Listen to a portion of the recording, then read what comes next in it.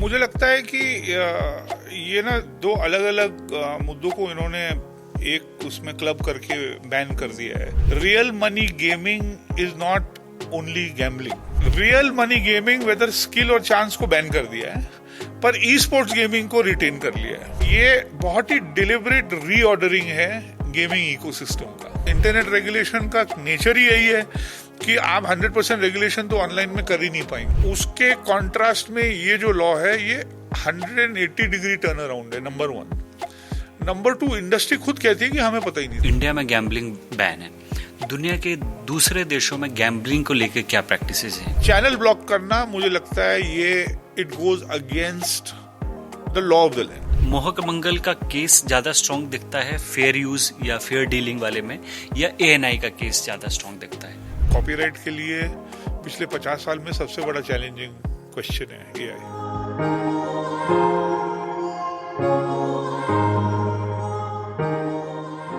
Hello and welcome, स्वागत है आपका एक्सप्रेस कैफे पॉडकास्ट के इस बेहद खास एपिसोड में। इस एपिसोड में बेहद खास मुद्दे पे बात होने जा रही है और मुद्दा है ऑनलाइन गेम का, ऑनलाइन गेमिंग का। और अभी रिसेंटली इंडियन गवर्नमेंट ने ऑनलाइन गेमिंग बिल 2025 इंट्रोड्यूस किया, पास हो गया, कानून बन गया। कानून ये बना कि ऑनलाइन गेम्स जितने भी हैं जिसमें पैसा इन्वॉल्व है, आपसे फी ली जाती है और आपको प्राइज मनी के तौर पर कुछ कुछ मिलता है। वो आपके लक पे, चांस पे डिपेंड करता है।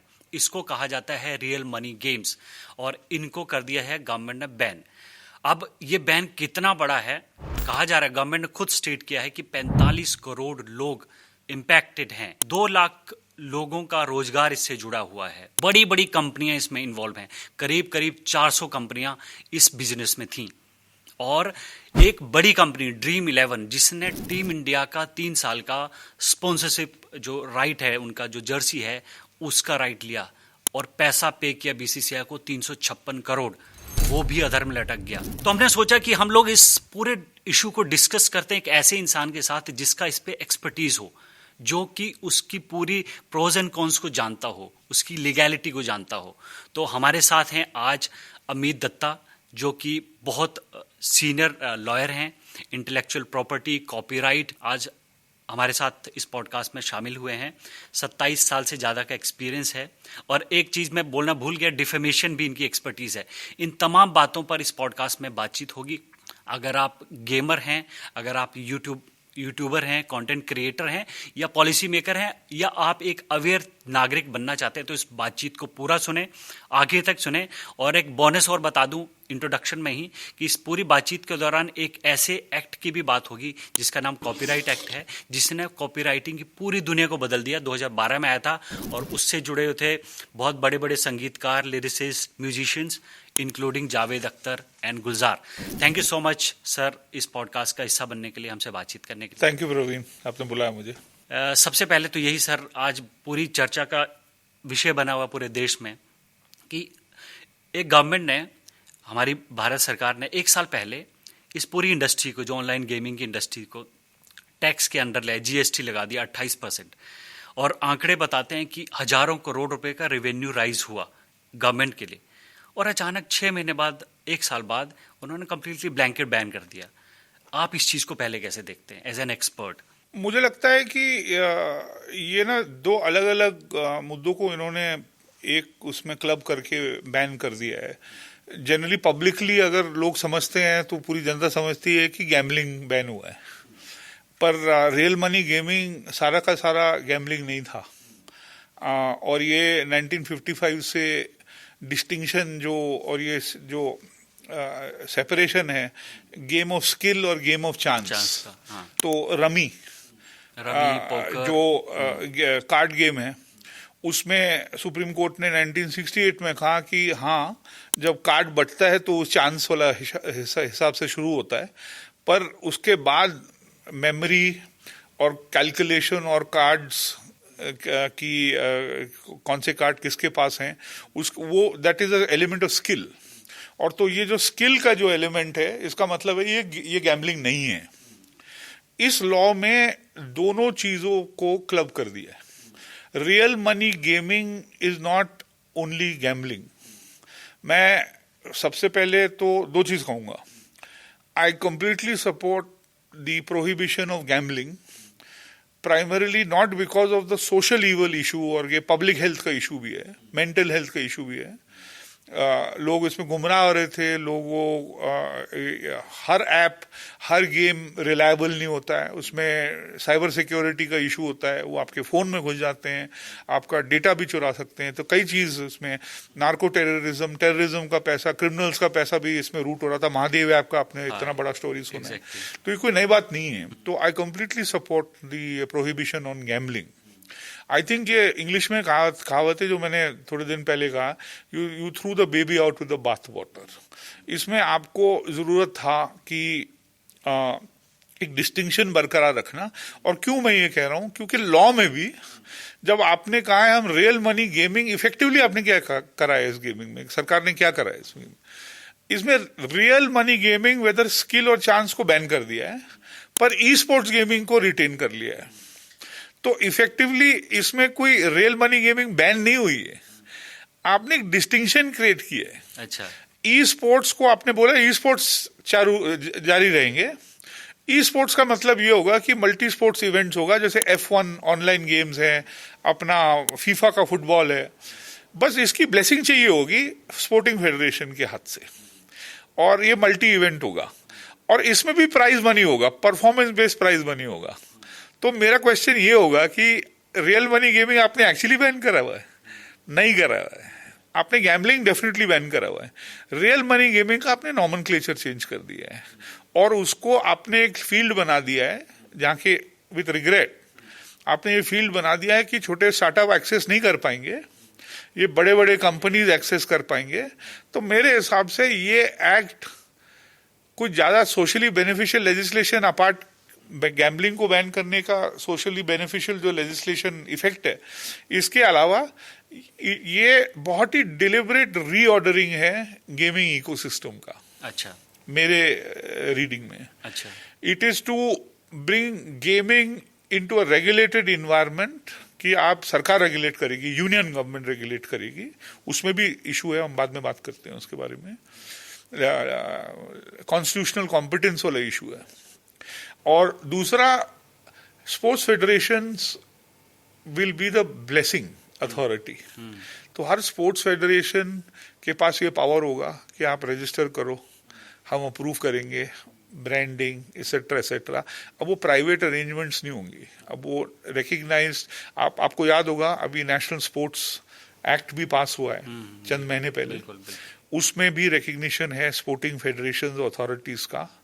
जो ये गेमिंग बिल की पहली ड्राफ्ट जो पब्लिकली लीक हुई थी और जो लॉ फाइनली पार्लियामेंट में गई थी, उसमें सटल चेंजेस थे कि जो स्पोर्टिंग फेडरेशन स्पोर्टिंग लॉ में, स्पोर्ट्स लॉ में अब रिकग्नाइज हुई हैं, जिसमें BCCI भी आएगा मेरे हिसाब से.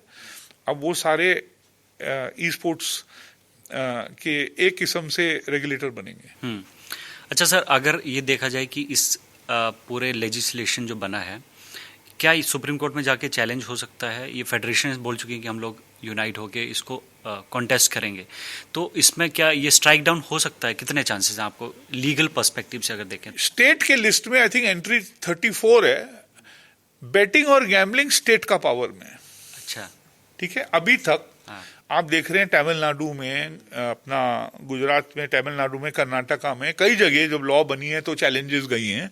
अभी कर्नाटका में चैलेंज हुआ था तो कर्नाटका हाई कोर्ट ने अपहोल्ड किया था. ये सुप्रीम कोर्ट में इसका SLP भी पेंडिंग है. अच्छा, वो लॉ अपहोल्ड हुआ था. अच्छा. तो सारे जो केसेस हैं वो उस कॉन्टेक्स्ट में है कि स्टेट का पावर है. अभी पहली बार ये सिचुएशन आया है जहां पे एंट्री 52 में यूनियन ने असर्ट किया है गैम्बलिंग पे और नॉन गैम्बलिंग RMG पे अपना पावर ऑनलाइन स्पेस में. अच्छा. तो लेजिस्लेटिव कॉम्पिटेंस का मेरे हिसाब से तो बहुत बड़ा इशू है कि यूनियन गवर्नमेंट का क्या पावर था कि नहीं था. यूनियन गवर्नमेंट ने कई चीजें कही हैं अपने स्टेटमेंट ऑफ ऑब्जेक्ट्स और रीजन में. उन्होंने ये कहा है कि भैया देखिए हमारा पावर है इंटर स्टेट ट्रेड और कॉमर्स, बिटवीन मोर देन 1 और 2 स्टेट्स, तो हम इसको लेजिस्लेट कर सकते हैं। एंट्री 52 में हम पब्लिक इंटरेस्ट में लेजिस्लेट कर सकते हैं। अगर कर्नाटक एक लॉ बनाएगी तो वो तमिलनाडु में काम नहीं आएगी, आंध्र प्रदेश में काम नहीं आएगी, केरला में काम नहीं आएगी, वो सीमित रहेगी कर्नाटका में। तो अगर हम नेशनल लॉ बनाएंगे तो कंपेलिंग, उनके भी आर्गुमेंट्स कंपेलिंग है। क्वेश्चन ये है कि आप इस बेसिस पे आप ये पावर ले सकते हो कि नहीं ले सकते। अभी तक क्या हो रहा था, जियो लोकेशन करते थे लोग। आप रियल मनी गेमिंग की व्हाट्सएप बिजनेस चैनल देखें तो वो कर्नाटका में अवेलेबल नहीं थी, तमिलनाडु पर आप दिल्ली आते या कहीं और जाते तो वहाँ अवेलेबल होती थी।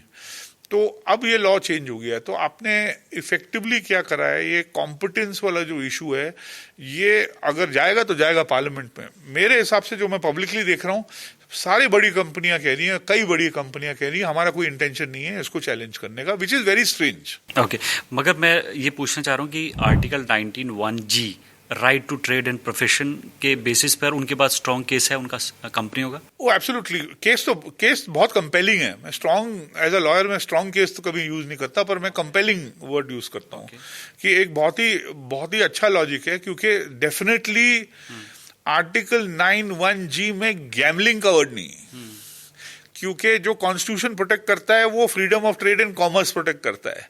गैमलिंग ट्रेड एंड कॉमर्स में नहीं आता है, वो outside of trade and commerce में आता है जनरली, सोशल रीजंस और मोरालिटी के रीजन से। अल्कोहल का भी यही पोजीशन है, आपकी वो फंडामेंटल राइट नहीं है अल्कोहल का बिजनेस करने की। तो सेम वे गैम्बलिंग का नहीं इशू होगा, पर skill based real money gaming पे 19(1)(g का तो वायलेशन 100%। ओके, और सर जब ये नंबर आ रहा है कि 45 करोड़ पीपल आर इम्पैक्टेड, कहीं ना कहीं खेल रहे हैं, हम लोग भी ड्रीम 11 पे टीम बनाते हैं, आईपीएल चलता है या कोई बड़ी सीरीज आती है, जब इतना बड़ा नंबर है अक्रॉस इंडिया, तो आपको लगता है कि एकदम से ब्लैंकेट बैन जो है उससे फिर ये अंडरग्राउंड हो जाएगी गेमिंग, अलग तरीके से कुछ नया आ जाएगा, तो उसका थ्रेट है? तो थोड़ा सा नहीं, देखिए अंडरग्राउंड तो यानी कि देखिए इंटरनेट का रेगुलेशन का सवाल तो एक वो अंग्रेजी में बोलते हैं वैकामोल वाला गेम होता है, उसमें 10-12 होल होते हैं, उसमें से एक क्रीचर आता है तो आप उसको एक हथौड़े से मारते हैं, फिर वो कहीं और से आता है, कहीं और से आता है, तो वो नेवर एंडिंग हो जाएगा। तो इंटरनेट रेगुलेशन का नेचर ही यही है कि आप 100% रेगुलेशन तो ऑनलाइन में कर ही नहीं पाएंगे unless you are China. China में भी चैलेंजेस हैं, पर आपका इकोसिस्टम ऐसे स्ट्रक्चर्ड ही नहीं है इंटरनेट इकोसिस्टम। तो 100% ये फियर कि ऐप स्टोर्स पे ऐसे गेम जाएंगे जो ऊपर से गेम आरएमजी ना दिखें, गैम्बलिंग गेम्स ऐप्स ना दिखें, पर एक्चुअली ऐप्स हों, और वर्ड ऑफ माउथ से ये स्प्रेड हो कि भैया ये ऐप्स हैं, और मनी अलग अलग सिस्टम से चैनल हो। तो इट इज एंटायरली पॉसिबल कि ये होगा। आई थिंक उससे ज्यादा मुझे लगता है कि ये जो पॉलिसी इनकंसिस्टेंसी है, ये 180 डिग्री टर्न अराउंड है। आपने 2021 के जो आईटी रूल्स से 2023 में मेरे हिसाब से अमेंड किए थे इनडायरेक्टली गेमिंग को रेगुलेट करने के लिए, ठीक है, health, safety, registration of games, ये सब। उसके कॉन्ट्रास्ट में ये जो लॉ है ये 180 डिग्री टर्न अराउंड है, नंबर 1। नंबर 2, इंडस्ट्री खुद कहती है कि हमें पता ही नहीं था। सबसे बड़े प्लेयर ड्रीम्स 11 जैसे के जो फाउंडर हैं, उन्होंने स्टेटमेंट दिया है कि टीवी पे दिया है कि this came out of left field, हमें पता ही नहीं था। I have my personal reservations on that, but वो खैर it's a different story. But इनका पब्लिक स्टेटमेंट ये है कि हम किसी को इल्म ही नहीं था कि ये लॉ आने वाला है। तो इसका ये मतलब है कि स्टेक होल्डर इनपुट नहीं हुआ। मेरा क्वेश्चन ये है कि आप एज गवर्नमेंट, तो आपने फिर इकोसिस्टम समझा कैसे? ये distinction how did you find out, how did you understand, primary data कहाँ से आया आपके पास कि व्हाट इज इम्पैक्ट एनालिसिस हुआ कि नहीं हुआ इस लेजिस्लेशन का, कि भैया what is the negative impact of this legislation, how many livelihood will be subjected, which I think वो नॉट, परहैप्स इनको जरूरत ही नहीं थी, क्योंकि एक्चुअली प्रैक्टिकली आप देखें तो आरएमजी तो खत्म नहीं हुआ है ना, आपने बस आरएमजी को रीऑर्डर किया है, ये बैन नहीं हुआ। ये I think it's a misnomer. I don't think we should be saying कि भैया आरएमजी बैन हो गया है। अच्छा, आरएमजी का नॉमेनक्लेचर चेंज होके आपने उसको रीऑर्डर कर दिया इकोसिस्टम को, बस गैम्बलिंग बैन कर दिया है। वो अच्छी अचीवमेंट है, which I completely approve. अच्छा सर, मैं थोड़ा समझना चाहता हूँ कि इंडिया में गैम्बलिंग बैन है, दुनिया के दूसरे देशों में गैम्बलिंग को लेकर क्या प्रैक्टिसेस हैं लीगल और लेजिस्लेचर वाइज? सर, इंडिया में मैं देखता हूँ, आप पब्लिक हेल्थ कंसर्न अगर गैम्बलिंग को कहते हैं तो पब्लिक हेल्थ कंसर्न स्मोकिंग और अल्कोहल का जो पब्लिक हेल्थ पे इफेक्ट पड़ता है उसका डेटा तो कई अवेलेबल है।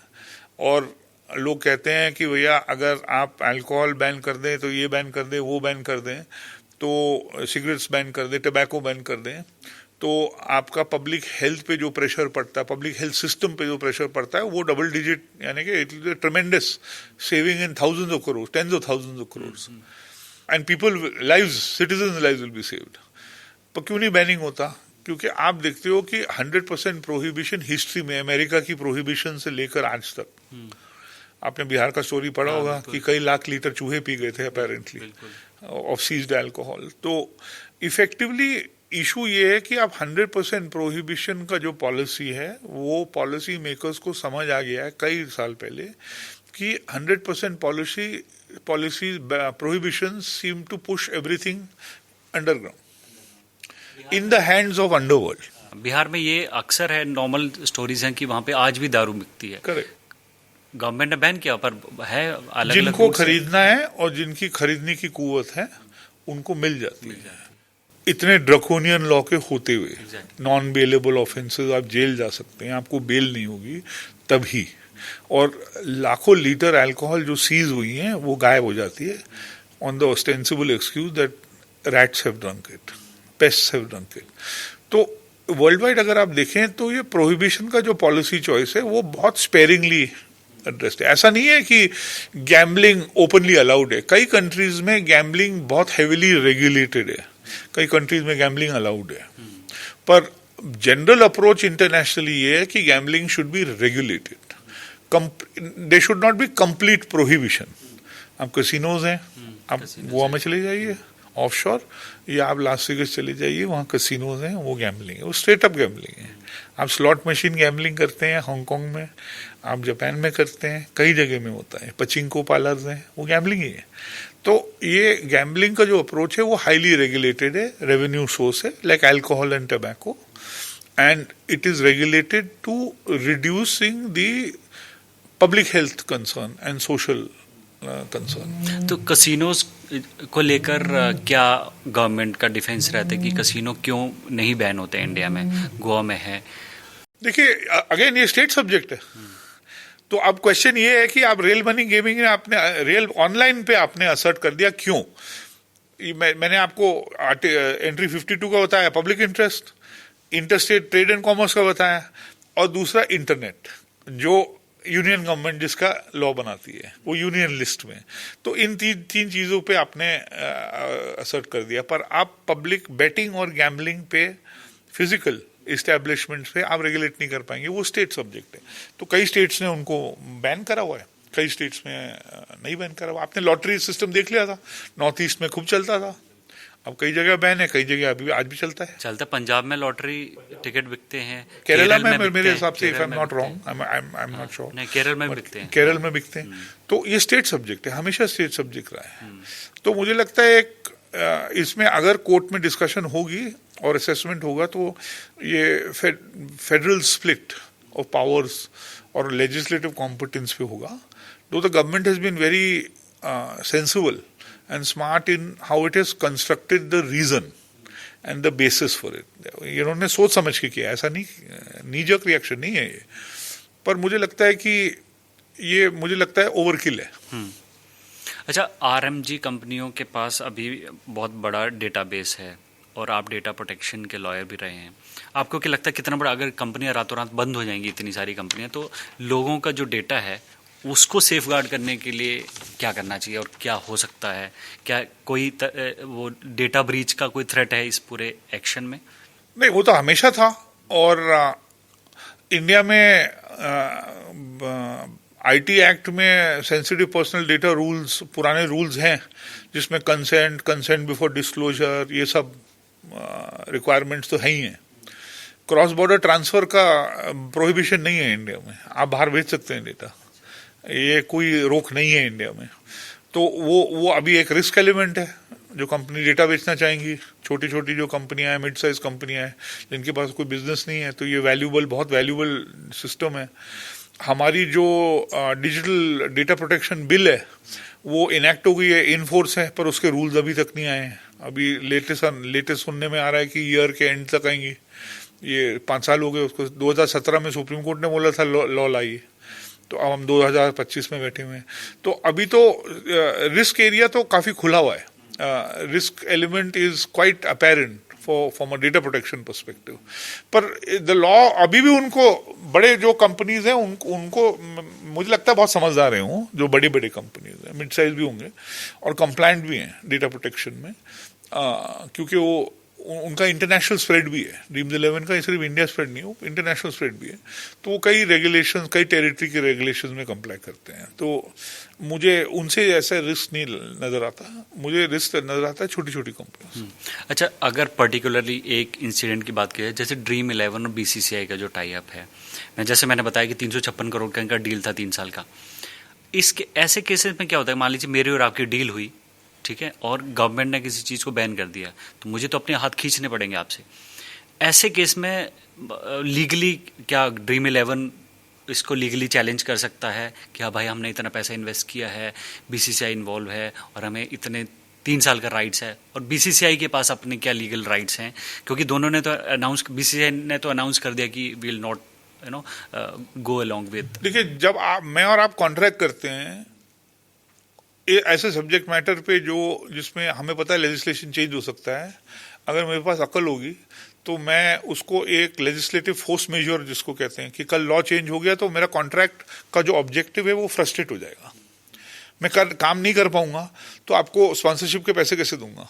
तो मेरे अंडरस्टैंडिंग में पब्लिकली ड्रीम्स 11 ने ये क्लॉज और बीसीसीआई ने ये क्लॉज रखा था कॉन्ट्रैक्ट में, और आई थिंक बीसीसीआई ने, जहां तक मेरे सुनने में आया, बीसीसीआई ने उनको रिलीज भी कर दिया अपने ऑब्लिगेशन से। हाँ। अभी एशिया पर कई कंपनीज हैं जिन्होंने दूसरे स्पॉन्सरशिप्स करे होंगे, आरएमजी के संदर्भ में नहीं, अलग। कोविड में आपने देखा होगा कई बार कोविड की वजह से कुछ काम नहीं हो रहा था, तो कोर्ट ने इसमें फोर्स मेजर की बड़ी कि मैं बिल्डिंग नहीं बना सकता, आपको सर्विस डिलीवरी नहीं दे सकता, लॉकडाउन है, तो उसमें आप ऑटोमेटिकली फोर्स मेजर जो प्रिंसिपल है कॉन्ट्रैक्ट में, आप रिलीज हो सकते हैं। अच्छा। अगर आप डालो तो, अगर आपने ये थोड़ा सा पारदर्शिता नहीं दिखाई हो अपने कॉन्ट्रैक्ट में, तो आप फंस सकते हो। पर अगर आपने सेंसिबली करा हो अपना कॉन्ट्रैक्ट नेगोशिएशन, तो इसमें market condition, legislative force majeure पे आप हट सकते हैं। और अगर देखा जाए, मान लीजिए आरएमजी वाला जो पार्ट है, रियल मनी गेम्स वाला जो पार्ट है, इन कंपनियों के बिजनेस से हटा दिया जाए, तो ज़्यादातर जो बड़े प्लेयर्स हैं, है ना, माई सर्कल है, ड्रीम 11 है, पोकर है, रमी है, ये तो इनके पास बचता क्या है, मतलब स्कोप ऑफ बिजनेस कितना बचता है इंडिया में? यानी कि बार बार ड्रीम्स 11 का नाम ही लेने से, but it is one of the largest company, उनके अलग भी बिजनेस थे, फैन कोड था और कई और भी बिजनेसेस थे। हाँ, आरएमजी के जितना बड़ा नहीं था, तो डेफिनेटली उनको फाइनेंशियल धक्का तो बहुत ज्यादा है, और वो डिपेंड करता है वो कितनी अच्छी बिजनेस है, कितनी बुरी बिजनेस है। जो फाउंडर है ड्रीम 11 के, उन्होंने इंटरव्यू में कहा कि मेरे पास 2 साल का रनवे है पैसे का, अच्छा, हमारे पास कैश है, तो हम अभी नहीं प्रपोज करेंगे किसी को फायर करना या किसी को निकालना, और हमारा धंधा चलता रहेगा, हम पिवट करेंगे। मेरे हिसाब से जो बड़े कंपनीज है वो ई स्पोर्ट्स में पिवट करेंगे मेरे हिसाब से। और मैं यानी कि एक 27-28 साल के बाद इस प्रोफेशन में ये कह सकता हूँ कि चाहे पब्लिकली आप कहें कि हमें किसी को पता नहीं था, मेरे हिसाब से ये मैसिव, जो मैं इसलिए मैं कहता हूँ, ये मैसिव रीऑर्डरिंग था सिस्टम का, और मुझे लिए वही आप, आई सस्पेक्ट कि जो बड़े प्लेयर्स हैं आप ई स्पोर्ट्स में जल्द देखेंगे उनको। तो मुझे नहीं लगता कि आप समझ लीजिए, अगर आपका 80-70% या 100% रेवेन्यू एक लॉ में छीन जाएगा, तो आप मुड़ के अगले दिन बोलेंगे हमारे चैलेंज करने का कोई हिसाब नहीं है। बिल्कुल। या आप कहें कि हमें लीगल एडवाइस मिली है कि इसमें चैलेंज का कुछ बनता नहीं है, हमारे लॉयर्स ने कहा है कि इट्स नॉट वर्थ चैलेंजिंग, पर आप कहेंगे कि हम चैलेंज नहीं करेंगे। तो आई am a bit cynical about this, but I think that they will pivot into esports, or companies that are not able to pivot into esports will probably shut down, or they will pivot into non RMG games which are allowed, social games वो allowed है। Okay, हाँ, social games and social games allowed है। इसमें यही है कि भैया Vaser नहीं, बेटिंग नहीं कर सकते आप, और एंड में प्राइज नहीं हो सकता, मनी प्राइज नहीं हो सकता। तो वैसे भी बहुत बड़ी इकोसिस्टम है जिसको अब आप सोशल गेम्स बोलते हैं, मुझको पता नहीं सोशल गेम्स क्यों बोलते हैं, पर उसमें भी इश्यूज आएंगी। उसमें इश्यूज लूट बॉक्सेस का आएगा कि मैं PUBG पे लूट बॉक्स खरीद सकता हूँ कि नहीं खरीद सकता हूँ। और लूट बॉक्स में अगर मुझे नॉन मॉनेटरी क्रेडिट्स आ गया गेम का, लूट बॉक्सेस में आपको पता नहीं होता क्या है अंदर, अगर लूट बॉक्स में नॉन मॉनेटरी क्रेडिट आ गया गेम खेलने का, तो वो क्रेडिट है, it is there is a equivalent in money. Coins होते थे पहले गेम्स में, तो लूट बॉक्सेस में अगर लूट बॉक्स का सिस्टम वो कवर्ड है कि नहीं है, वो मेरे जैसे वकीलों को फिर इंटरप्रिटेशन वाली बात होगी। पर सोशल गेम्स का तो इकोसिस्टम अभी भी है, तो कई सोशल गेम्स में जाएंगे जिसमें इन गेम एडवर्टाइजिंग है। अब हर सेक्शन के बाद आप एडवर्टाइजमेंट देखेंगे, वो आप इन गेम एडवर्टाइजिंग से पैसे बनाएंगे, इन गेम ब्रांड प्लेसमेंट से पैसे बनाएंगे, आप पिवट करेंगे। जो कंपनीज टेक्नोलॉजिकली स्ट्रांग है उनका टेक्नोलॉजी पिवट मुझे लगता नहीं कोई बहुत बड़ी बात होगी। जो कंपनीज गेम्स सोर्स करती हैं मार्केट से, उस पर अपना ब्रांडिंग चिपका के लॉन्च करती हैं, उनको प्रॉब्लम जाएगी। ओके, जैसा कि हम देख रहे हैं पिछले 15-20 सालों से इंडिया जो है वो ऑनलाइन गेमिंग का बड़ा मार्केट बन रहा था। अब ऐसे में बहुत सारे इन्वेस्टर्स भी थे कि ग्लोबल जो इंडिया की मार्केट को देख रहे थे। आपको क्या लगता है कि अब इससे ओवरऑल इंडिया के टेक मार्केट में इन्वेस्टमेंट के उस जो एक अप्रोच है उसको कहीं ना कहीं झटका लगेगा कि अब इंडिया में जाके इन्वेस्ट करें कि नहीं करें, थोड़ा सा होल्ड बैक वाला एटीट्यूड आएगा ग्लोबल प्लेयर्स में? यानी कि मेरा हमेशा आर्गुमेंट ये होता है कि इस दुनिया में अगर आप पॉलिसी सर्टेनिटी नहीं डिस्प्ले कर सकते तो लॉन्ग टर्म कैपिटल आपके कंट्री में 10 बार सोचेगा आने से। ऐसी भी बात नहीं है, मैं भी इंडियन हूँ, I am pretty proud of and have a lot of pride in my country. I know that हम दुनिया के बहुत ही बड़े दो बड़े मार्केट में से हैं। तो पॉलिसी अनसर्टेनिटी सर्टेनिटी या अनसर्टेनिटी के बावजूद मुझे लगता है इन्वेस्टमेंट तो आएगा ही आएगा इस देश में, क्योंकि पॉपुलेशन यंग है, रेडी मार्केट है, एवरेज रेवेन्यू पर यूजर कम हो पर मार्केट बड़ा है। तो इरिस्पेक्टिव ऑफ दैट, पर पॉलिसी सर्टेनिटी से लॉन्ग टर्म कैपिटल आपका जब इन्वेस्टमेंट आएगा तो that is more predictable on the basis of predictable policy, that is better for our long term growth. एक speculative financial ecosystem नहीं होगी आपकी कि आज यहाँ है कल वहाँ नहीं है। तो I think it is better to have policy certainty, certainly. Sir, अब बातचीत के दूसरे हिस्से में चलते हैं और दूसरा हिस्सा है यूट्यूब का। हम लोग जो ये पॉडकास्ट कर रहे हैं ये यूट्यूब पे जाता है। यूट्यूब बहुत बड़ा प्लेटफॉर्म बना है इंडिया में और नए नए कंटेंट क्रिएटर्स आ रहे हैं इस मार्केट में, कमा भी रहे हैं, अपने आप को एक्सप्रेस भी कर रहे हैं, फेम भी बना रहे हैं। ऐसे में एक लॉ जो यूट्यूब का लॉ है वो है स्ट्राइक का लॉ। 3 स्ट्राइक आई और आपका चैनल गायब। ये बहुत बड़ा कंसर्न बना हुआ है छोटे छोटे कंटेंट क्रिएटर्स में, इवन बड़े मीडिया हाउसेस के लिए। एज एन एक्सपर्ट आपको क्या लगता है कि ये कितना फेयर है यूट्यूब का जो स्ट्राइक वाला है, और इसकी जगह पे स्ट्राइक की जगह पे मतलब चैनल को शट डाउन करने की जगह पे उस वीडियो को हटा देना या कोई और ऑल्टरनेटिव मेजर हो अगर इसकी जगह, वो कितना फायदेमंद होगा? देखिए, जहां तक हमारे कंट्री का लॉ है वो लॉ बहुत क्लियर है मेरे हिसाब से। लॉ ये है कि अगर आप यूट्यूब, एक्स, इंस्टा जैसे प्लेटफॉर्म है तो आप इंटीमेडी नहीं है।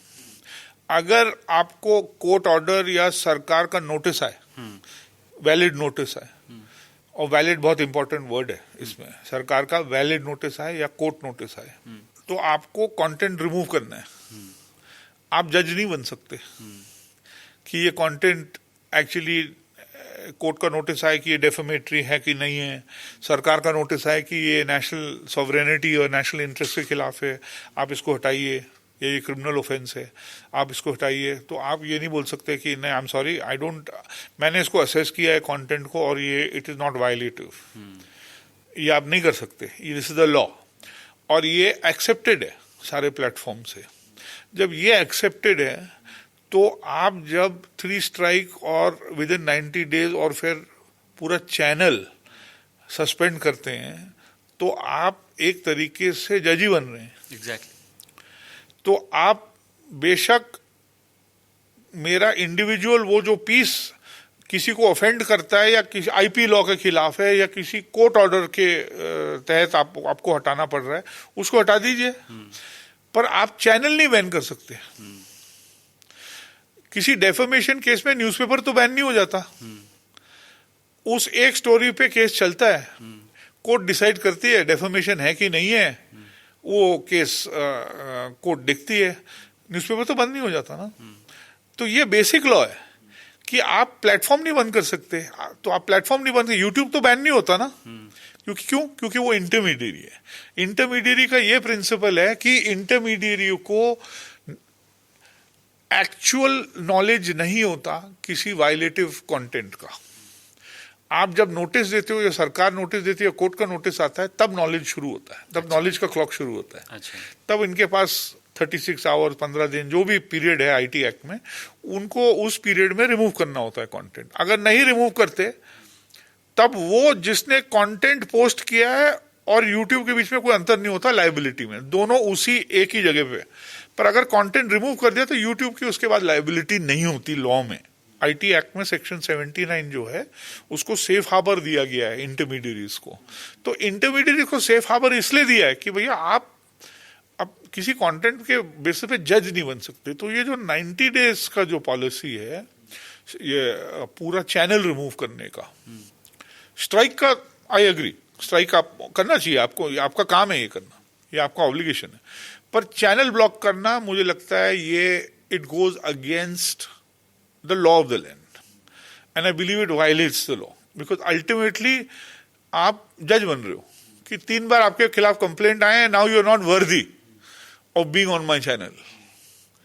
So to take off my channel on 3 IP complaints, intellectual property complaints, I think is a overkill. So I think that it is not within the framework of what I feel is the law in India. एक recently कुछ महीने पहले एक case आता है, nationally बड़ी चर्चा होती है इसकी, आपका कई बार इस पे एक्सप्लेनेशन भी आ चुका है कि ये जो मोहक मंगल यूट्यूबर वर्सेस ANI जो न्यूज़ एजेंसी, इनका ऐसे बहुत सारे केसेस आते हैं कि तो मैं वो लॉ जानना चाहता हूँ ताकि हमारे व्यूअर्स को भी क्लैरिटी मिल सके, जो कंटेंट क्रिएटर्स इसको सुन रहे हैं, कि विद इन लॉ कितने सेकंड का क्लिप आप किसी का यूज़ कर सकते हैं, रीयूज़ का लॉ क्या है, और कहाँ पे आप वो लॉ ब्रीच करते हैं, किन किन सिचुएशंस में, थोड़ा सा उस पर मुझे बताइए। मैं आपको निराश नहीं करना चाहता, पर ऐसा कोई लॉ नहीं है जिसे जो कहता है वो 8 बार रूल, ये मिथ है, ये कहानी है।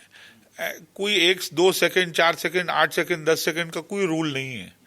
कॉपीराइट लॉ में सिंपली ये है कि मैं आपको एग्जांपल दे रहा हूँ, जेम्स बॉन्ड वाला पिक्चर का जो थीम है उसका 2 सेकंड सुनेंगे आप पहचान जाएंगे जेम्स बॉन्ड की थीम है। इसको कहते हैं क्वालिटेटिव इन्फ्रिंजमेंट। अच्छा। क्वांटिटेटिव इन्फ्रिंजमेंट क्राइटेरिया नहीं होता है, अच्छा, क्वालिटेटिव होता है। तो जेम्स बॉन्ड की कितने 1.5 मिनट की भी नहीं थीम होगी, उसमें आप 3 सेकंड सुन ले तो पहचान जाते हैं। अगर पहचान जाते हैं तो गाना आप यूज कर रहे हैं। तो इफेक्टिवली क्वालिटेटिव इन्फ्रिंजमेंट का बेसिस है। तो कोई सेकंड का रूल नहीं है, सेकंड का कोई रूल नहीं है। अच्छा। इसके विपरीत अगर आप मान लीजिए किसी एक्टर की क्रिटिक कर रहे हैं, इसकी इनकी एक्टिंग स्टाइल की, और जेन्युइनली क्रिटिक कर रहे हैं, बोलने के लिए नहीं, एक्चुअली क्रिटिक कर रहे हैं कि देखिए इरफान एक्टर थे और नवाजुद्दीन है, इनकी एक्टिंग स्टाइल्स का जो अंतर है, पर इसमें देखिए, इस टेक में देखिए, इस सीन में देखिए वो कैसे रिएक्ट करते हैं, इमोशनल एंगर में कैसे रिएक्ट करते हैं। अंडरस्टेटेड इरफान का देखिए, नवाजुद्दीन की एक्टिंग की स्टाइल देखिए, उनकी क्रिटिक करते हैं आप एक्टिंग में, और फिर आप बोलते हैं स्टैनिस्लाव मेथड या मेथड एक्टिंग, आप ये कर रहे हैं। तो उसमें आप क्लिप्स जब यूज करते हैं, छोटे छोटे क्लिप्स यूज करते हैं, चंद second, 4 second, 5 second, 10 second, 15 second, पर सिर्फ उस क्रिटिक के लिए यूज करते हैं, वो आता है फेयर डीलिंग में, वो अलाउड है। अच्छा। हमारे कॉपीराइट एक्ट में सेक्शन 52 है जिसमें फेयर यूज कहा जाता है। Fair use actually American term है, इंडिया में फेयर डीलिंग टर्म है। पर फेयर यूज का ये इशू है कि आप reporting on current events, news reporting के लिए आप किसी और का क्लिप लेके सिर्फ रिपोर्टिंग के लिए छोटे छोटे फेयर डीलिंग एक्सेप्ट्स आप यूज कर सकते हैं फॉर न्यूज रिपोर्टिंग।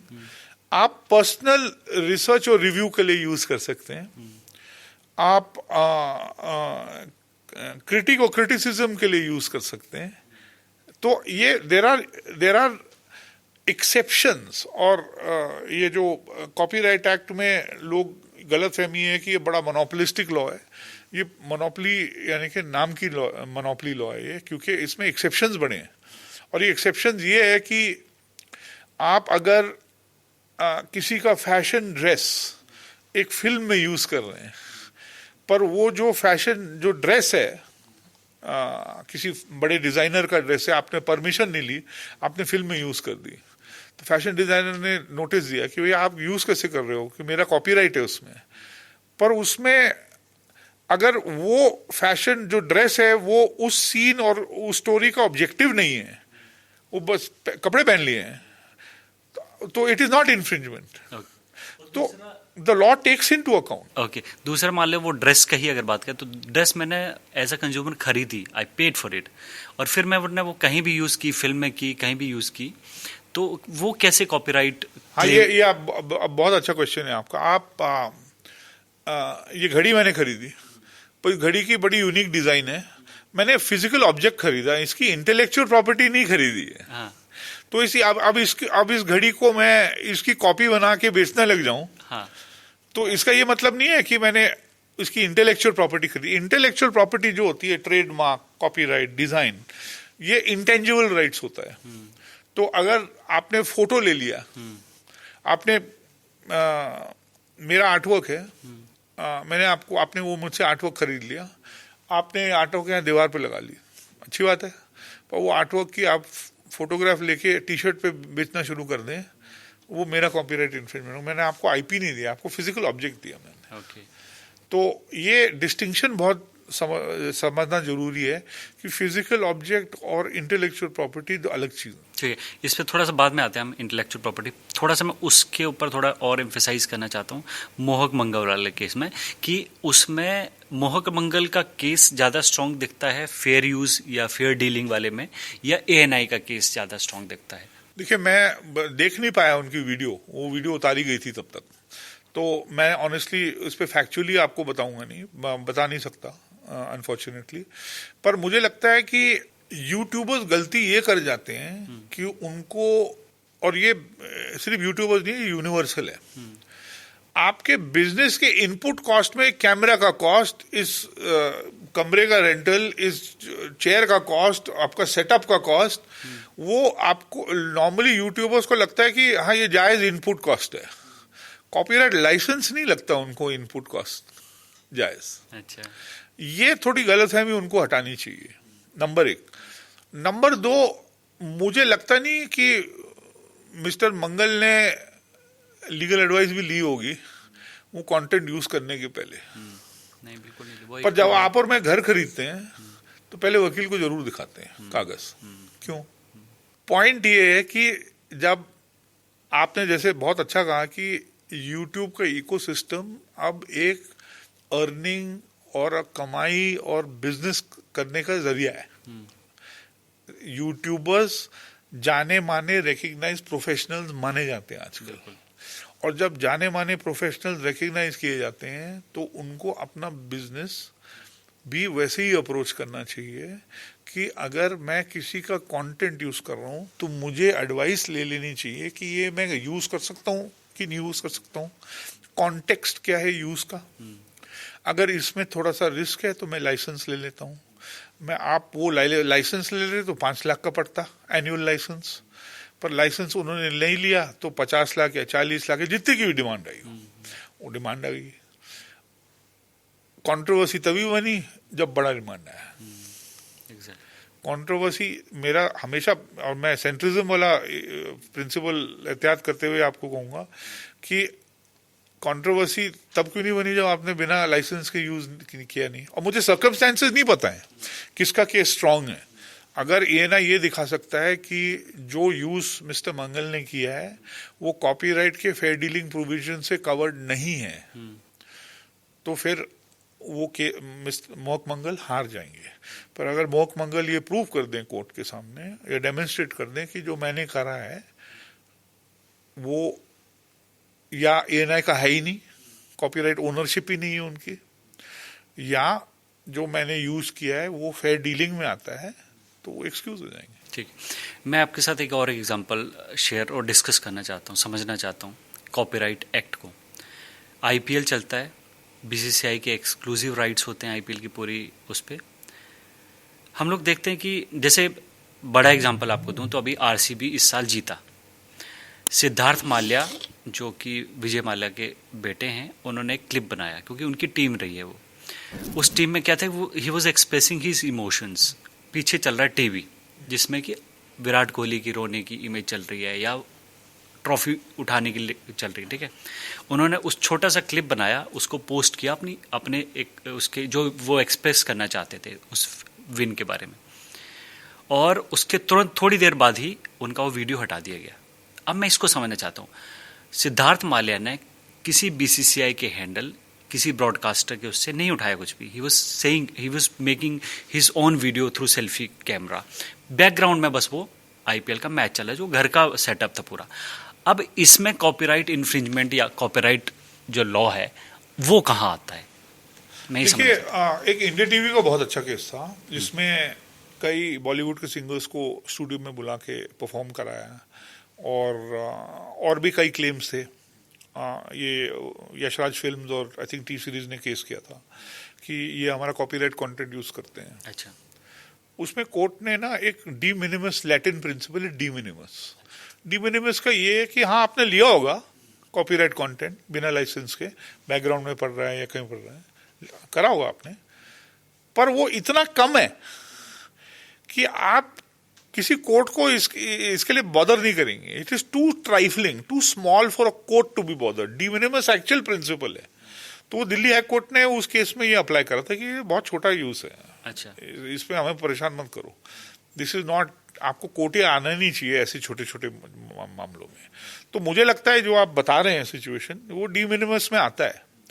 कॉपीराइट का डाउनसाइड ये है कि कॉपीराइट फ्रीडम ऑफ स्पीच को एक लेवल तक उस पर रोक बन सकता है, क्योंकि ये टेक डाउन वाला प्रोसेस। इसलिए मैं कहता हूं कि ये जो स्ट्राइक वाला, जो चैनल स्ट्राइक वाला इशू है, ये जज वाला हिसाब है, क्योंकि अल्टीमेटली कॉपीराइट ओनर को पता है कि मेरे पास केस हो या ना हो, अगर मैं 3 स्ट्राइक कर दूं तो इसका चैनल हटा सकता हूं, और यूट्यूबर को पता है कि मेरा चैनल हट जाएगा, तो फिर मुझे कोर्ट जाने की जरूरत ही नहीं है, आपका धंधा खत्म है। तो ये जो इसमें जो मैंने देखा नहीं एग्जाम्पल, पर ये जो आप एग्जाम्पल बता रहे हैं, इस पे कई रीजंस हो सकते हैं कि इन्होंने ये चॉइस एक्सरसाइज किया कि ये कंटेंट हटा दो। अमेरिका में जब कोई पॉलिटिशियन किसी बैंड का, किसी फेमस रॉक ग्रुप का गाना अपने स्टेज के लिए एहतियात है, डोनाल्ड ट्रंप के साथ हुआ है कई बार, कई बड़े बैंड ने बोला आप हमारा गाना ही नहीं यूज कर सकते, हमारा कॉपीराइट है। पर कॉपीराइट तो वो डंडा था, पर एक्चुअल रीजन था कि हम अपने कॉपीराइट को आपके पॉलिटिक्स से एसोसिएट नहीं करना चाह सकते। तो एसोसिएशन बायस पे आपने अपना कॉपीराइट असर्ट किया, कॉपीराइट इन्फ्रिंजमेंट के बेसिस पे नहीं किया, एसोसिएशन बायस पे किया कि आप हमारा गाना नहीं चला सकते अपने, we don't want to be associated. तो एक रीजन ये भी हो सकता है कि जो हिस्ट्री है इनकी, मिस्टर माल्या की और उनकी फादर की, यहाँ पर वो इसलिए नहीं है क्योंकि वो प्रैक्टिस BCCI की सबके साथ है। अगर मान लीजिए कोई वीडियो बनाता हूँ इसमें कि IPL का कोई विजुअल हो, कुछ हो, और मैं ट्वीट करता हूँ, वो ट्वीट हट जाता है तुरंत, वो दिखना ही बंद हो जाता है। तो मैं आपको बताऊं, ये सिर्फ BCCI का इशू नहीं है, ये वर्ल्ड वाइड है। हर स्पोर्ट्स फेडरेशन बहुत ही एक्टिवली अपने कॉपीराइट को इन्फोर्स इसलिए करती है क्योंकि वो बहुत ही एक्टिवली, बहुत ज्यादा वैल्यू पे अपने राइट्स बेचते हैं।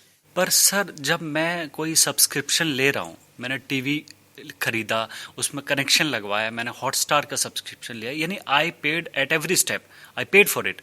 और जब मैं उससे एंटरटेन हो रहा हूँ, उसका एक एक्सप्रेशन सोशल मीडिया पे डाल रहा हूँ, तो वो उनका इन्फ्रिंजमेंट कैसे हो गया, उनके लिए इन्फ्रिंजमेंट कैसे हो गया, मैं वो समझना चाहता हूँ। ये यूके में बड़ा अच्छा केस था, दिलचस्प केस था कि वो प्रिंस ऑफ वेल्स, जो पुराने प्रिंस ऑफ वेल्स थे, उनकी और उनकी वाइफ के बीच के लेटर्स लीक हो गए थे। तो न्यूज़पेपर ने लेटर के लेटर छाप दिए। तो जब कॉपीराइट का क्लेम आया तो कोर्ट ने ये कहा कि अनडाउटेडली इसमें पब्लिक इंटरेस्ट का इशू है, पर कॉपीराइट के बेसिस पे आपको ये जरूरत नहीं था कि सारे लेटर छापें। आप लेटर्स के एक्सर्प्ट छाप सकते थे, छोटे छोटे पीसेस, और आप अपनी भाषा में, अपने लैंग्वेज में आप टिप्पणी दे सकते थे, एनालिसिस कर सकते थे कि क्या एक्सचेंज हुआ व्यूज हस्बैंड वाइफ के बीच में, पर आपको लेटर छापने की जरूरत नहीं थी। तो ये प्रिंसिपल आप लगा दें तो इमोशन दिखाने के लिए आपको किसी को कंटेंट यूज करने की जरूरत नहीं है। अगर यूज कर रहे हो तो थोड़ा सा यूज करिए। थोड़ा सा कितना? जो भी हो सकता है, यानी कि वो फैक्ट्स कपल ऑफ सेकेंड्स, अगर आप यानी कि 4-5 सिंगल डिजिट सेकेंड्स में यूज कर रहे हैं, सिंगल डिजिट में, that should not be an issue. पर इसमें प्रैक्टिकल इशू है, और ये लॉ का इशू नहीं है। प्रैक्टिकल इशू ये है कि जब स्ट्राइक डाउन होगा तो उस एक पोस्ट के लिए आप कोर्ट तो जाएंगे नहीं ना, तो आपके बिना कोर्ट जाए हुए वो कंटेंट तो डाउन ही रहेगा ना। सिंपल आंसर ही है ये लॉ का इशू नहीं है, ये प्रैक्टिकलिटी का इशू है। क्योंकि जब नोटिस आता है तो इंटरमीडियरी का, मैंने जैसे कहा कि वो जज नहीं बन सकता है कि नहीं इन्होंने तो, अमित ने तो 3 सेकंड का किया है तो इनका नहीं हटाया जाएगा, इन्होंने 25 सेकंड का किया, इनका हम हटा रहे हैं, ये तो होगा नहीं। वो उसका काम, इंटरमीडियरी का लॉ में काम है कि मैं निकाल दूंगा। अब जिसका पोस्ट गया है उसने चैलेंज नहीं किया है कोर्ट में, उसको कोर्ट जाना पड़ेगा रीइंस्टेट कराने के लिए। वो अगर कोई करेगा नहीं, अब मोहक मंडल ने किया है, डिफेंड कर रहा है वो। मोहक मंडल तो कोर्ट नहीं गया था ना, ये नहीं कोर्ट गई थी। अब एक बहुत बड़ा फैक्टर कॉपीराइट के उसमें आ रहा है एआई का, आर्टिफिशियल इंटेलिजेंस। आपका फोटो, अमित दत्ता जी का फोटो, मैंने एक प्रॉम्प्ट लिख दिया कि इसको रिक्रिएट कर दो, या आपका कोई आर्ट वर्क है, मैंने बोला इसको रिक्रिएट कर दो, उसने रिक्रिएट कर दिया। अब ऐसे में एज एन एक्सपर्ट आप मुझे बताइए कि ऐसे केसेस आ रहे हैं कि दुनिया भर से, और कैसे डील करेगा कॉपीराइट एक्ट एआई के इंटरवेंशन को? जो 85 लिटिगेशन है, इंडिया में एक लिटिगेशन है, उसके बारे में मैं बात नहीं करूंगा क्योंकि I am a part of it, interveners के लिए, बट पूरी दुनिया में लिटिगेशन है। और ये मुझे लगता है इन कॉपीराइट के लिए पिछले 50 साल में सबसे बड़ा चैलेंजिंग क्वेश्चन है एआई। 50 साल में इतना बड़ा, इंटरमीडियरीज, यूट्यूब जब 2000 के पहले पार्ट में आया था, 2004, 2005, 2008, 2009 इंडिया में, तब भी बड़ा चैलेंज था कॉपीराइट का। पर एआई जैसा जो चैलेंज है वो कभी कॉपीराइट को प्रेजेंट हुआ नहीं है। कई रीजन है। एक कारण तो यह है कि जैसे एआई कॉपीराइट को एक्सप्लॉइट करती है, वो पहले कभी किसी ने सोचा ही नहीं ऐसे एक्सप्लॉइट होगा। दूसरा, एआई का जो इंडिपेंडेंट फंक्शनिंग एबिलिटी है, आप ऑडियो जनरेटर एआई या जनरेटिव एआई, कई तरीकों में आप जेके राउलिंग या हरिवंश राय बच्चन के स्टाइल में पोएम लिखवा लीजिए या किताब लिख लीजिए, जावेद अख्तर साहब या गुलजार साहब के स्टाइल में लिरिक्स लिखवा लीजिए, आप सोनू निगम या किशोर कुमार की आवाज़ में गाना बनवा लीजिए, आप अमिताभ बच्चन साहब को राजस्थानी राजा बनवा दीजिए, महाराणा बनवा दीजिए, या आप सॉफ्टवेयर कोड बना दीजिए। तो इसका जो परिणाम है, इसका जो कॉन्सिक्वेंस है एआई का, ये मुझे लगता है कि लोगों को या समझ नहीं आ रहा है या वो ओवर हाइप करते हैं। और इसके चलते हुए ये टेंशन ये है कि अगर इतना बड़ा टेक्नोलॉजिकल इनोवेशन, जो मुझे लगता है 50 इयर्स में नहीं हुआ होगा, इसको कॉपीराइट कंटेंट को एक्सेस ना दें इनको, एआई को, तो ये हो नहीं सकता, आगे बढ़ नहीं सकता एआई का डेवलपमेंट। ये एक क्वेश्चन है कि इनोवेशन को कंटेंट की जरूरत है। जितना कंटेंट और क्वालिटी कंटेंट एआई को मिलेगा ट्रेनिंग के लिए, वो एआई उतना अच्छा होगा, उतना कम हेल्यूसिनेशन होगा। एक एग्जांपल दे रहा हूं, जब ग्रॉक 4 या 3 रिलीज हुआ और उसकी ज्यादातर और कई पार्ट की ट्रेनिंग आपके और मेरे यूजर कमेंट्स के बेसिस पे थी, तो वो पागल हो गया था, मेका हिटलर कहने लगा अपने आप को, तो उसको फिर शट डाउन करना पड़ा, उसको रीओरिएंट, पैरामीटर्स चेंज करने पड़े, रीओरिएंट, गार्ड रेल लगाने पड़े। उसके कंपैरिजन में हाई क्वालिटी लिटरेरी कंटेंट और हाई क्वालिटी कंटेंट पे जब एआई ट्रेन होता है तो उसकी जो आउटपुट्स होती हैं वो भी हाई क्वालिटी। ये ऐसा आर्ग्यूमेंट है। दूसरे साइड पे कॉपीराइट ओनर्स का आर्ग्यूमेंट ये है कि आप मेरी किताब को स्कैन करके पीडीएफ बना के अपने लैपटॉप पे लगा देते हैं, वो इन्फ्रिंजमेंट है, क्योंकि रिप्रोडक्शन और स्टोरेज एक राइट है मेरा कॉपीराइट एक्ट में। तो आप अपने लैपटॉप पे लगाएं या आप फोटो कॉपी करके उसको बेचें, कोई अंतर नहीं है, कॉपीराइट इन्फ्रिंजमेंट दोनों चीजें। पर एआई में वो नहीं होता है। एआई में क्या होता है, आप कंटेंट लेते हैं, आप कंटेंट को ब्रेक डाउन करते हैं, लेबलिंग करते हैं, एनोटेट करते हैं, हर वर्ड का एक टोकन बनता है, वो वेक्टर्स बनते हैं, एक मल्टी डायमेंशनल वेक्टर्स बनता है, और वो पैरामीटर के हिसाब से, जैसे रेडियो की ट्यूनिंग डिवाइस नॉब हो जाती है, उस पे आपका आउटपुट आता है। बड़ा सिंपल, मैं आपको एकदम, I am not a technology person, पर सिंपली बता रहा हूं। तो आर्गुमेंट ये है कि आपकी पूरी किताब ही नहीं है ये, हमें शब्द लिए हैं आपके किताब से, पर जो आपके जिस तरीके से आपने ड्राफ्ट किया था अपना, जैसे आपने लिखा है, वो एक्सप्रेसिव जो प्रोटेक्टेबल है कॉपीराइट लॉ में, वो हमने लिया ही नहीं है। ये डिफेंस है एआई में।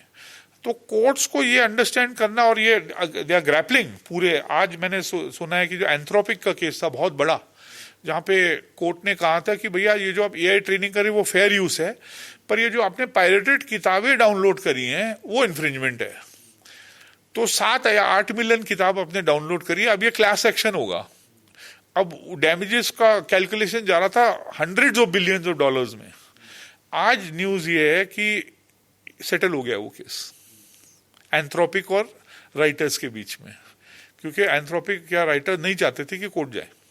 एंथ्रोपिक ये नहीं चाहता था कि धंधा ही बंद हो जाए, राइटर्स ये नहीं चाहते थे कि अगर हम हार जाए तो क्या होगा। तो ये सेटल हो गया मैटर। तो मुझे लगता है कि एआई का जो चैलेंज है वो कॉपीराइट के लिए बहुत बड़ा है, और या वो जिसको इंग्लिश में कहते हैं ना, डैम स्क्विब भी हो सकता है। 5 साल बाद आपको पता चला कि एक्चुअली जो आप सोच रहे थे होगा एआई का बैड कॉन्सिक्वेंस, वो हुआ ही नहीं है। पर इशू ये है कि वेल नोन पर्सनैलिटीज की आपने चेहरे, आप उनके पर्सोना को यूज कर रहे हैं, वो कोई भी बना सकता है। मिस इन्फॉर्मेशन, बायस, इलेक्शन टाइम में इलेक्शन, डीप फेक्स जैसी ये मल्टीपल रिस्क है। प्रॉब्लम ये है कि जहां से एआई आया है और जहां ग्राउंड ब्रेकिंग डेवलपमेंट हुआ, यूएस,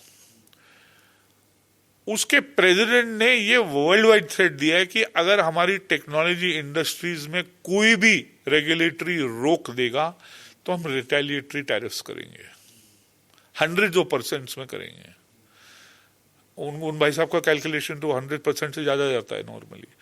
तो इस पॉलिसी बेसिस पे कंट्रीज जो सोच रही है, जो भी देश हैं जो सोच रहे हैं कि यार कुछ तो रेगुलेशन होना चाहिए, अब उनको सोचना पड़ेगा कि हमारा लॉ तो ठीक है हम करेंगे, पर हम दुनिया में रहना है इतने बड़े देश के साथ, अब हम अपनी पॉलिसी कैसे बनाएं जो एक बैलेंस पॉलिसी हो।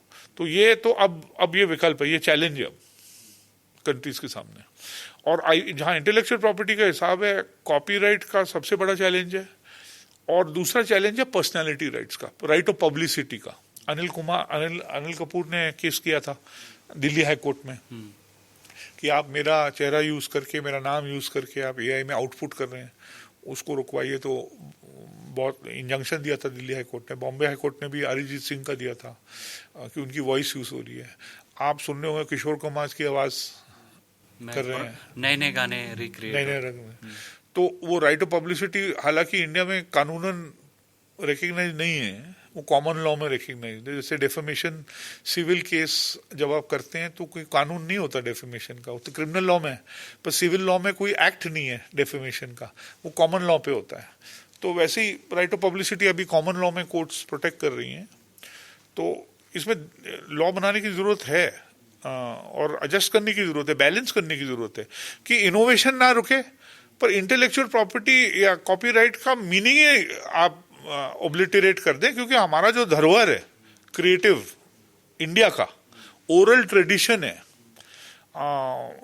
अनऑर्गेनाइज जो हमारी जो क्रिएटिव आउटपुट है इस देश की, वो नेगेटिवली अगर इम्पैक्ट हो जाएगी और वो भी सिर्फ फॉरेन प्लेटफॉर्म्स के हाथ, वो मुझे लगता है ट्रेजेडी हुआ हमारे।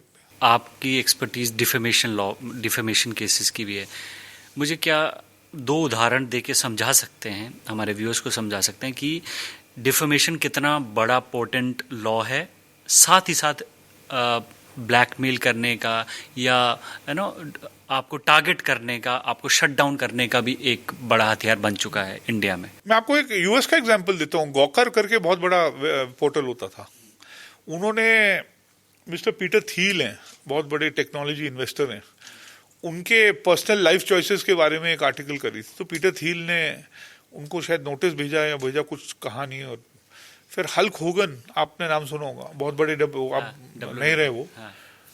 हल्क होगन के प्राइवेट लाइफ के संदर्भ में एक गॉकर ने स्टोरी निकाली और हल्क होगन ने उनको लीगल नोटिस दिया। फिर पीटर थील ने हल्क होगन को कांटेक्ट किया, बोला मैं आप तुम्हारी पूरी लिटिगेशन फंड करूंगा, चाहे जितना लग जाए। और वो लिटिगेशन खत्म होते होते गॉकर खत्म हो गया। तो इसको कहते हैं SLAPP suits against public participation in, if I recall the term correctly. ये साउथ अफ्रीका में शुरू हुआ, जहां बड़ी कंपनियां डेफेमेशन एक्शन को न्यूज एजेंसीज के खिलाफ इस्तेमाल करती हैं, उनको ये डेमोन्स्ट्रेट करने के लिए कि अगर आप हमारे खिलाफ लिखोगे तो आपका पर्सनल लिबर्टी, क्योंकि क्रिमिनल ऑफेंस भी है, और फाइनेंशियल स्टैंडिंग क्वेश्चन में आ सकता है। तो ये कोई नई बात तो है नहीं। न्यूज एजेंसीज 15 स्टेट में, एक ही पार्टी ने 15 स्टेट्स में लिटिगेशन करके उनको इतना आगे पीछे कर दिया कि न्यूज एजेंसी बोला सेटल कर लेते हैं मैटर को, यार आर्टिकल हटा दो। तो इसका इफेक्ट क्या हुआ? इसका इफेक्ट ये हुआ कि जो प्रेस की freedom of speech of expression है वो खत्म हो जाती है। और अब आप न्यूज एजेंसी हैं, एक इनकॉर्पोरेटेड एंटिटी है, आपकी फंडिंग है, आप बड़ी न्यूज ऑर्गेनाइजेशन, तो आप अपने आप को डिफेंड कर सकते हैं। पर जो जैसे न्यूज का जो सिस्टम चेंज हो रहा है, इंडिविजुअल जर्नलिज्म जो आ रहा है, जो पुराने रीजनल स्ट्रिंगर्स होते थे अब यूट्यूब चैनल चलाते हैं, वो उनके पास वेयर विदॉल नहीं है। और जब वो ब्रेकिंग स्टोरीज करते हैं जो सोशली रेलेवेंट हो, पॉलिटिकली रेलेवेंट हो, तो उनको रोकने का बहुत ही आसान जरिया है डेफेमेशन लॉ। और ये सुप्रीम कोर्ट में केस भी चला था कि कॉन्स्टिट्यूशनली क्रिमिनल डेफेमेशन को हटा देना चाहिए। सुप्रीम कोर्ट ने मना कर दिया। सुब्रमण्यम स्वामी ने पिटिशन करा था चंद साल पहले, 5-7 साल पहले की बात है। सुप्रीम कोर्ट ने मना कर दिया था। इंग्लैंड में होता था क्रिमिनल डेफेमेशन, वो हटा दिया उन्होंने, अब सिविल है, वो भी स्ट्रॉन्ग लॉ है। पर क्रिमिनल डेफेमेशन का डाउनसाइड ये है कि आप एडिटर को, पब्लिशर को, जर्नलिस्ट को कोर्ट में खड़ा कर देते, और फिर कोई लड़ना नहीं चाहता उसके बाद। और कोई लड़ना चाहेगा तो फिर उनके पास फंडिंग की जरूरत है, वकीलों के पैसे की जरूरत है, और लिटिगेशन कितना देर चलता है, लोग ये चाहते नहीं है। कोई जर्नलिस्ट रहता है किसी ऑर्गेनाइजेशन के साथ, छोड़ के चले जाता है, कोई एडिटर रहता है, पब्लिशर रहता है, वो चले जाता है, वो ऑर्गेनाइजेशन होती है नहीं होती है, जर्नलिस्ट रह जाता है। तो इसमें प्रैक्टिकल प्रॉब्लम्स का जो इशू है makes defamation a very powerful tool to silence people. At the same time ये जो इंडिपेंडेंट जर्नलिज्म का नॉमेनक्लेचर है, उसका ये भी मतलब है कि आपकी एडिटोरियल सेफगार्ड नहीं है। तो ये एक एक्सटॉर्शन का जरिया भी बन गया है। कोई नई चीज है तो नहीं है ये, तो मैं कोई आपको नई चीज तो ब्रेकिंग न्यूज तो कर नहीं रहा हूं। तो इसको एड्रेस करने के लिए डेफेमेशन एक बहुत ही एक कॉन्स्टिट्यूशनली वैलिड तरीका भी है।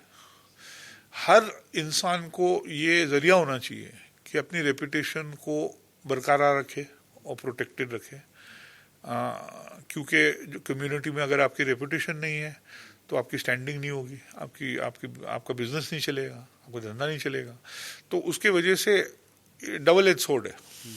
पर जो मिसयूज का जो इशू है डेफेमेशन का, वो मुझे लगता है ज्यादातर क्रिमिनल डेफेमेशन साइड में ज्यादा है। सिविल डेफेमेशन में आप अपने आप को डिफेंड कर सकते हैं कोर्ट में, डैमेजेस का इशू है। अगर आपके पास डैमेजेस का अवार्ड होता है, आपकी 30,000 रुपए की सैलरी है, 50 लाख की डैमेजेस की अवार्ड हो गई, आपका घर नहीं है, तो आपने आपको बैंकरप्ट डिक्लेयर कर दोगे, आपसे क्या लिया जाएगा। पर क्रिमिनल में आप जेल जा सकते हैं, आपकी कन्विक्शन हो सकती है, तो और अलग लीगल लायबिलिटीज आती हैं। एक केस 2012 का है, आप प्रो बोनो उस केस को लड़े, आपने एक भी पैसा नहीं लिया उसके लिए। वो केस था कि सिंगर्स, लिरिसिस्ट, म्यूजिशियंस को रॉयल्टी का क्या, उससे 2012 से पहले का जो कॉपीराइट एक्ट था वो क्या था, 2012 में क्या चेंजेस हुए और कैसे बदला, और कैसे किसने आपको अप्रोच किया कि हमारे लिए केस लड़िए, और बाद में जो म्यूजिशियंस की लाइफ कितनी बदली इससे, वो थोड़ा सा बताइए। ये 2012 के पहले हमारा 1957 का लॉ है। ये 57 का लॉ 55 में काम शुरू हुआ इस पे। तब तक 1914 का ब्रिटिश जो यूके कॉपीराइट एक्ट का, इंपीरियल कॉपीराइट एक्ट, वही चल रहा था। और स्ट्रेंज चीज ये है कि जहां पे हमारे कंट्री में इतना ज्यादा एम्फेसिस क्रिएटर पे है, कोई बिजनेस नहीं जाना जाता किसी गाने से, सिंगर जाना जाता है। साहिर लुधियानवी, जावेद साहब, गुलजार साहब, ये सब जाने जाते हैं। कोई म्यूजिक कंपनी तो जाने नहीं जाती किसी गाने के नाम से नॉर्मली। पर बड़ा स्ट्रेंज सिचुएशन था कि सारी जो रेवेन्यू थी, जैसी जैसी इंडिया डेवलप करने तक गया, रेडियो आया, टीवी आया, इंटरनेट आया, जो क्रिएटर थे, जो सिंगर थे, उनका कोई पोजीशन ही नहीं था इस रेवेन्यू चेन में। और इंडिया ही एक देश था जहां पे उनका कोई पोजीशन नहीं था। पूरे वर्ल्ड में जो क्रिएटर होता है, जो सिंगर होता है, उसका एक ऑनगोइंग रेवेन्यू शेयर होता है कंटेंट के साथ। जहां तक एक्टर्स का भी होता है, उनको टेलीविजन के एक्टर्स में और फिल्म के एक्टर्स को रेजिडुअल नाम का पेमेंट होता है, वो सालों साल मिलता रहता है। जब इनका कोई फिल्म किसी टीवी चैनल पे चल रहा होता है इंडिया में, तो वहां से पैसा आता है। और उनको यानी कि 20 साल पहले पिक्चर में एक्टिंग कर चुके होंगे वो, तो पैसा आता है उनको 10-15 साल बाद। तो ये पूरे सिस्टम में था, इंडिया में था ही नहीं। अब जब मोबाइल डिस्ट्रीब्यूशन इतना बड़ा, स्ट्रीमिंग शुरू हुआ, कॉलर बैक रिंगटोन शुरू हुआ, टीवी का डिस्ट्रीब्यूशन शुरू हुआ, फिर ओटीटी आया, एक पैसा नहीं। तो ये 2004-2005 से बात शुरू हो गई थी कि इंडिया में जो क्रिएटर है, ऑथर, कंपोजर है, उसकी क्या जगह है। और ये फिलोसॉफिकल डिबेट नहीं था, ये डिबेट था पैसे पे, कि वो क्यों नहीं रेवेन्यू शेयर एंजॉय कर सकते हैं। तो ये 2012 में ऐसा एक बिल था जिसको यूनैनिमस सपोर्ट था। मिस्टर अरुण जेटली जो ऑपोजिशन में थे, सुषमा स्वराज जी जो ऑपोजिशन में थी, government, prime minister Manmohan Singh की गवर्नमेंट, ये एक ऐसा बिल था जो नियर 100% यूनैनिमिटी के साथ पास हुआ, क्योंकि सबको पता था कि ऑथर कंपोजर को शेयर मिलना चाहिए। उनकी जो पुरखे हैं, उनके बाद जो आते हैं, उनको क्या सपोर्ट होगा। और ये कई स्टोरी थी। मजरू सुल्तानपुरी की फैमिली एक कमरे में रह रही है, यानी ओपी नैयर की वाइफ मुलुंड स्टेशन के बाहर भीख मांग रही हैं। यानी कि ये कई ऐसे स्टोरीज थे कि बड़े बड़े शायर, बड़े बड़े लोग, जावेद साहब ने स्टोरी बनाई है, जब शायर लुधियानवी गुजर गए तो उनकी कफन उन्होंने खरीदी 200 रुपये। तो ये बड़ा इमोशनल, आप कभी देखिएगा जी टीवी पे वो स्टोरी बताते हैं कि उन्होंने उनको उधार दिए थे 200 रुपये। तो वो बोलते हैं कि मैंने फिर वो 200 रुपये चुकाए थे उनकी कफन खरीदने में। पर यानी कि आप सोचते हैं शायर लुधियानवी जैसे जायंट कि उन्हें कफन के पैसे नहीं थे। तो पॉइंट ये था कि अब लॉ ये है 2012 के बाद कि अगर